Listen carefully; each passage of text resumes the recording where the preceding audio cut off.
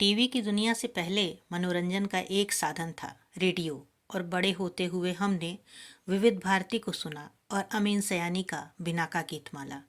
भाइयों और बहनों, जिस मखमली अंदाज से कहते थे वे, उसे सुनकर सब मंत्रमुग्ध हो जाते थे। रात 8 बजे रेडियो पर जब ये आवाज़ गूंजती तो एक जादू चल जाता था।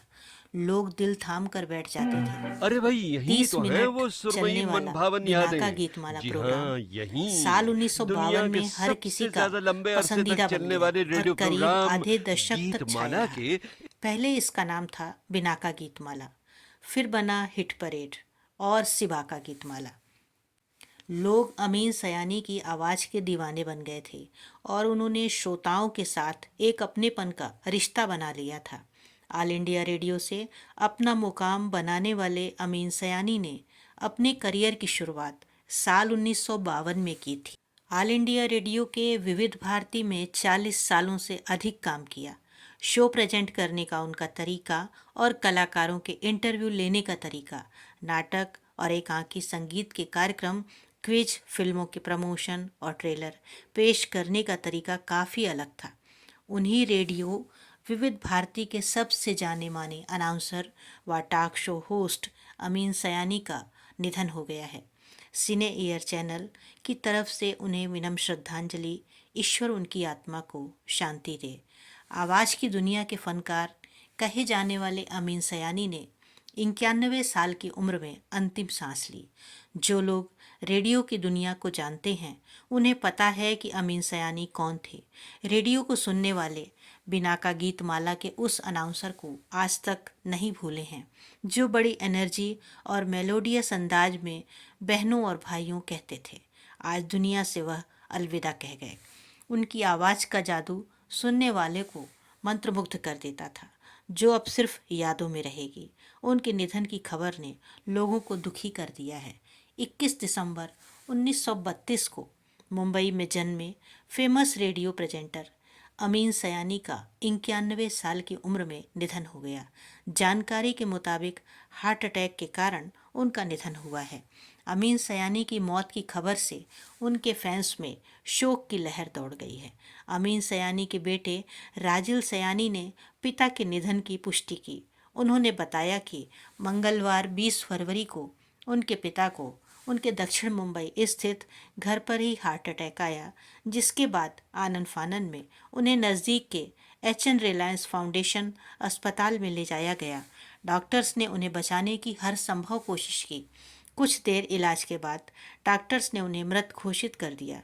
अमीन सयानी पिछले काफ़ी वक्त से अपने स्वास्थ्य संबंधित परेशानी से गुजर रहे थे।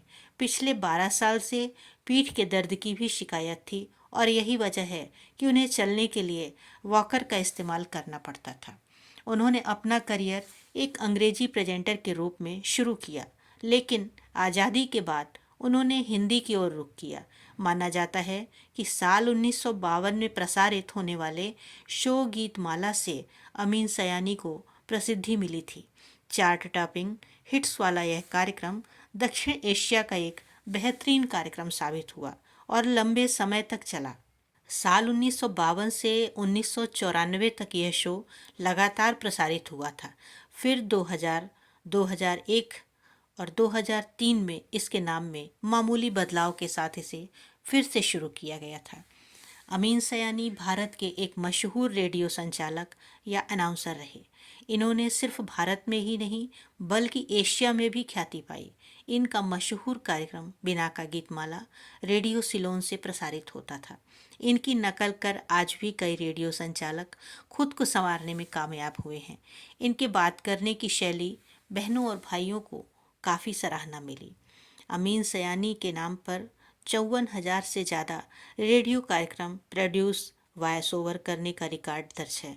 उन्होंने करीब 19,000 जिंगल्स के लिए आवाज़ देने के लिए भी अमीन सयानी का नाम लिम्का बुक्स ऑफ रिकॉर्ड्स में दर्ज है।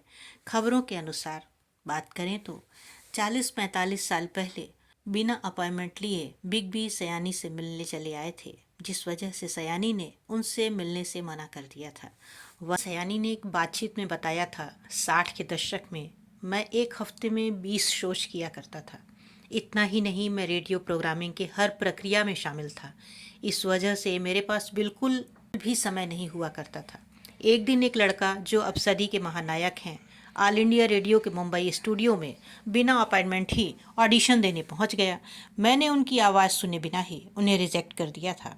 अमीन सयानी ने आगे बताया, कुछ समय बाद मैंने अमिताभ की फिल्म आनंद देखी। तब मुझे उनकी बेमिसाल आवाज़ का अंदाज़ा और अपनी गलती का एहसास हुआ। आज मुझे उस इनकार का खेद है, लेकिन मुझे लगता है कि जो हुआ वह हम दोनों के लिए अच्छा था।